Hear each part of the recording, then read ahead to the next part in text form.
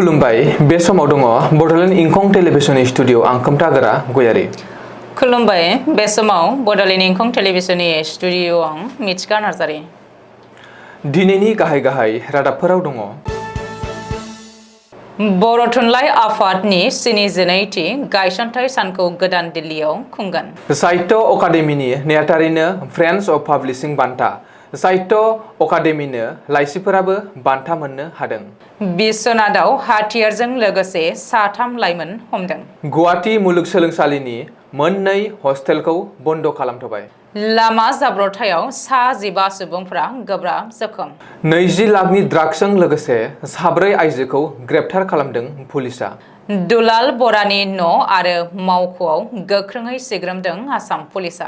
लामा जाब्रबथायाव स्कुटि सालायग्राया गोब्राब जखम। दानिया फैदोनि आबुं रादाबाव।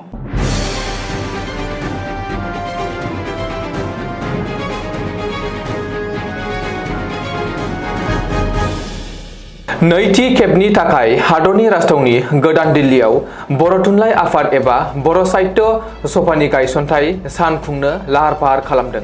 फैगौ 15 आरो 16 नभेम्बर खालि साननैनि हाबाफारि लानानै गोदान दिल्लीयाव बर' थुनलाइ आफादनि 72थि गायसनथाइ सान खुंगोन। मख'नो गोनांदि सिगाङाव खनसे गोदान दिल्लीयाव बर' थुनलाइ आफादनि गायसनथाइ सान खुंनाय जादोंमोनब्लाबो बे हाबाफारिया इनफर्मेलमोन।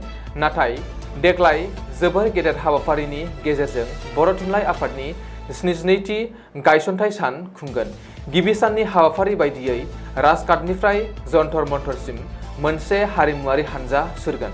बे हारिमु हानजा सुरनायाव सा सानजा ओनसोलनि गासैबो रायजोनि बर' हारिनि थान्दैफोरा बाहागो लागोन। बेनि अखानायै एबा 16 नभेम्बर खालि गेवलां मेल खुंगोन। बे मेलाव गाहाय मन्त्रि नरेन्द्र मदिया बाहागो लानायनि बाथ्रा।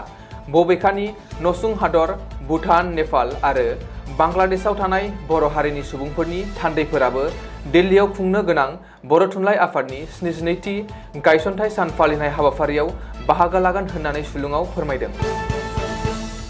द फेडारेशन अफ इन्डियान पाब्लिशार्सआ समबारखालि साबसिनै बिजाब दिहुननानै फोसावनायनि थाखाय गावसिनि 44थि बान्था राननाय हाबाफारियाव साहित्य अकादेमिनि नेहाथारि के श्रीनिवास रावनो फ्रेन्ड्स अफ पाब्लिशिं बान्थाखौ होनानै मान बावनाय जायो। बे बान्थाखौ के श्रीनिवास रावनो भारतीय प्रकाशन उद्योगआव जर'खायै मावसोमनायनि थाखाय होनाय जादों। द क्ल'रिज हटेलाव खुंफुंनाय मोनसे मेहेरगोनां हाबाफारिनि गेजेरजों बे बान्थाखौ जौसिन बिजिरसालिनि बारग' बिजिरगिरि हिमा कहेली लोगोसे आगुनि केबिनेट मन्त्रि आरो राजखान्थिगिरि समृद्धि जुबिन ईरानीनि आखाइजों गथायनाय जायो।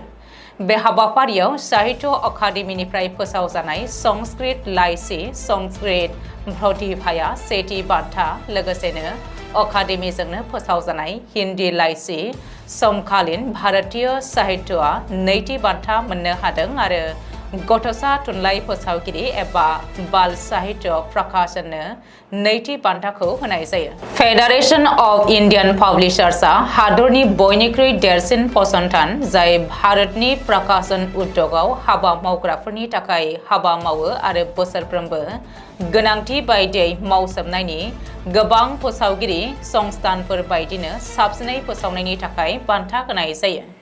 मख'नो गोनांदि साहित्य अकादेमि संस्कृति मन्त्रालय भारत सोरखारनि सिङाव हायुङारि साहित्य संस्थान दङ आरो बेयाव मोन 24 भारतारि रावफोरनि बिजाबखौ सेबखांनानै दिहुननानै फोसावो।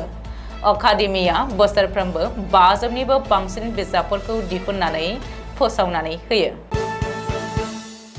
थांनाय हराव बिश्वनाथ जिल्लायाव हाथियारजों लोगोसे 3 लाइमोनखौ हमनो हादों। बिश्वनाथ सारियालिनि बरगलानि साखाथिनिफ्राय 3 लाइमोनखौ हाथियारजों लोगोसे पुलिसा हमनो हादों। हाथियारजों लोगोसे हमजानाय 3 लाइमोनखौ फारियै लक्ष्यज्योति शर्मा, हिरकज्योति बरा आरो धिंसेन सारियां होननानै सिनायथिनो हादों। रिपर्ट बायदिब्ला लक्ष्यज्योति शर्मा आरो हिरकज्योति बरानि न'आ तेजपुराव आरो धिंसेन सारियाङा मेघालयनि थागिरि। सुलुङाव फोरमायथिनाय बादिब्ला पुलिसा समबारखालि हराव बिश्वनाथ घाट फारसेनिफ्राय फैनानै गंसे गारिखौ बिश्वनाथ सारियालियाव सिग्रोमनायाव पिस्तलजों लोगोसे 3 लाइमोनखौ हमनो हायो। बबेखानि बे सिग्रोमनायाव पुलिसआ गारिनिफ्राय नकल रां साफायनायाव बाहायग्रा गोबांथार बिबांनि ब्लेक पेपारखौबो जब्द खालामनो हादों होननानै सुलुङाव फोरमायदों। गुवाहाटी मुलुगसोलोंसालिनि मोननै बयज हस्टेलखौ बन्द खालामनो अथ'रिटिया थांखि लादों। बे मोननै बयज हस्टेला जादों RCC 1 आरो RCC 2। मुलुगसोलोंसालिनि अथ'रिटिया आयेन आब्रुथिखौ नोजोर होनानै बै मोननै हस्टेलखौ अरायथा नङि बन्द खालामनो थांखि लादों आरो बुधबार खालि बेलासिनि गेजेरावनो गासैबो फरायसाफोरखौ हस्टेल खालि खालामनो बिथोन होदों। मख'नो गोनांदि थांनाय 26 सेप्तेम्बर खालि गुवाहाटी मुलुगसोलोंसालिनि जेनेरेल इलेक्शन एबा फरायसा खौसेथि आफादनि बिसायख'थि खुंनाय जादोंमोन आरो 27 सेप्तेम्बर खालि रिजाल्ट फोसावदोंमोन। बेनि उनावनो हर गेजेराव RCC 1 आरो RCC 2 हस्टेलनि फरायसाफोरनि गेजेराव दाङाबाजि जायो। जाउनाव मुलुगसोलोंसालि अथ'रिटिया बै मोननै हस्टेलखौ अरायथा नङि बन्द खालामनो थांखि लायो आरो गासैबो फरायसाफोरखौ बुधबार बेलासिनि गेजेराव हस्टेल नागारनो बिथोन होयो आरो बै मोननै हस्टेलनि फरायसाफोरखौ मुलुगसोलोंसालिनि कम्पाउन्डआवनो थानाय गुबुन हस्टेलाव दोननायनि राहा खालामदों आरो गासैबो गोनां जानाय राहाफोरखौ होनो थाखाय मुलुगसोलोंसालि अथ'रिटिया बिथोन होदों। मिथिनो हानाय बायदिब्ला बिसायख'थियाव जेननायखौ सहायनो हायैयाव 27 सेप्तेम्बर खालि हर गेजेराव माधव बरुवा 1 नं हस्टेलनि फरायसाफोरा आखायाव बथल, लावथि, रड बायदि लानानै गपिनाथ बरदलै 2 नं हस्टेलनि फरायसाफोरनि सायाव गाग्लोबदोंमोन। बे दाङाबाजियाव मोन्नैबो हस्टेलनिफ्राय सा 15 फरायसाफोरा गोब्राबै जखम जादोंमोन। बेनि अनगायैबो फरायसाफोरनि माखासे बाइक, स्कुटिफोरजों लोगोसे गपिनाथ बरदलै 2 नं हस्टेलखौ बुफाय बुसि थेर-बेथेर खालामदोंमोन। बे दाङाबाजिखौ होबथानो नाजानाय हस्टेल सिकिउरिटि गार्डनि सायावबो गाग्लोबदोंमोन फरायसाफोरा। जरहाट जिल्लानि धेक ओनसोलाव समबार मोनानि समाव गंसे बासआ लामा सेराव दोनथ'नाय गंसे ट्राकजों हरखाबै सौग्रावनायनि जाहोनाव बासआव गाखोनाय गथ'साफोरजों लोगोसे सा 15 सुबुंफोरा गोब्राब जोखोम जादों। सुलुङाव मोनथिनो मोननाय बादिब्ला AS 01 SC 9603 नम्बरनि गंसे बास गारिया आत्मनिर्भर असम जथुमनिफ्राय फैफिननाय समाव मुदयजान तिनालि ओनसोलाव जाब्रबथाय सोमजिदोंमोन।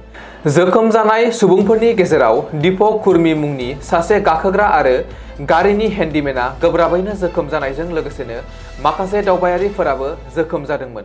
बबेखानि दावबायारिफोरा बासनि ड्राइभारा जौ फेनानै गारिखौ सालायनायनि जाहोनावनो बेबादि जाब्रबथाया जादों होननानै दाबि दैखांनाय जादों।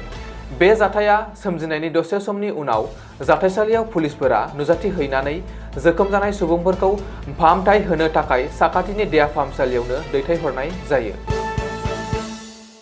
ड्राग्सखौ नोजोर होनानै मोनसे गोख्रों अपारेशन खालामनायाव शिबसागर पुलिसआ समबारखालि गंसे गारिखौ उन होसोनानै लाखिना सिग्रोमनायाव गारिनिफ्राय खमैबो गासै 20 लाख बेसेननि ड्राग्स जब्द खालामनायजों लोगोसेनो 4 आइजोफोरखौ ग्रेप्तार खालामनो हायो।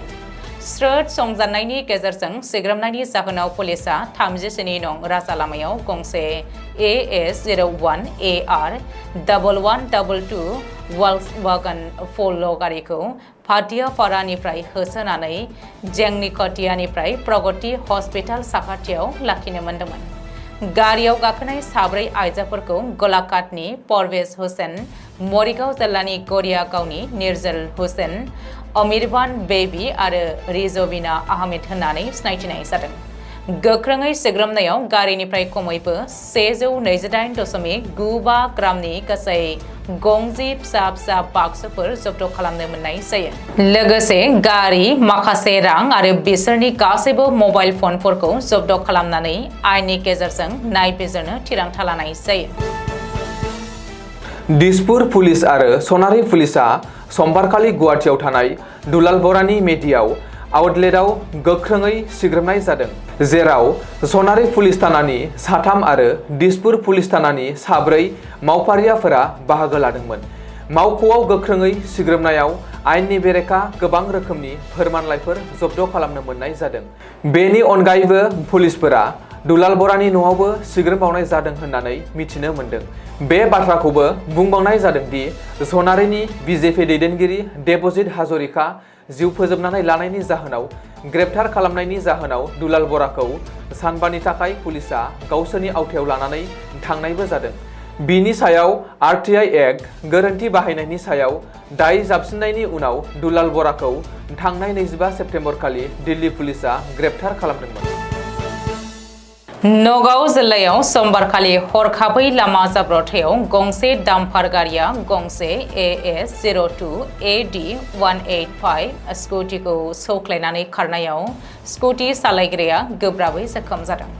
बे गिख्रंथाव जाब्रबथाया सामागुरि रङागारा ओनसोलाव जादोंमोन आरो सौग्रावनायनि जाहोनाव जखम जानाय सुबुंखौ फाहामथाय होनो गोख्रैयैनो साखाथिनि देहा फाहामसालिसिम दैथायहरनाय जायो। बबेखानि बे जाब्रबथायनि गुबै दायनिगिरि डाम्पार गारिनि ड्राइभारखौ जायगानि पुलिसा सिनायनो आरो ग्रेप्तार खालामनो गोख्रोङै संदाननाया सोलिगासिनो दङ। दिनैनि रादाबा एसेनोसै। गोजोन्थों। गोजोन्थों।